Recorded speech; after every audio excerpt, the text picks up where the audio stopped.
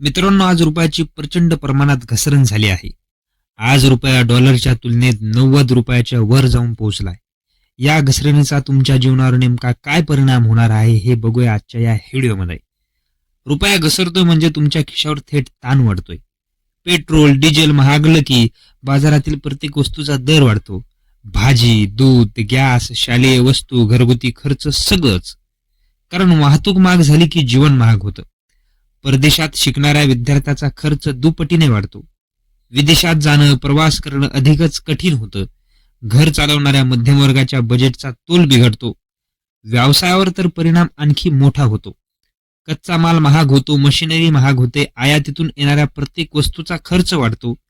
विमान कंपन्याचे खर्च वाढतात. इलेक्ट्रॉनिक्स आणि मोबाईलचे दर वाढतात. बांधकाम क्षेत्रावर प्रचंड ताण येतो. उद्योगांचे उत्पादन महाग झालं की बाजारात विक्री कमी होते आणि रोजगार निर्मितीवर त्याचा परिणाम होतो. म्हणजेच एकच गोष्ट, रुपया कमजोर झाला की देशातील लोकांचे जगणे कठीण होते आणि व्यवसायांची वाढ धीमी होते. रुपयाची घसरण झाली म्हणजे सामान्य माणसासाठी महागाई आणि व्यावसायिकांसाठी अनिश्चिततेचं संकट आलंय असं समजून जावं.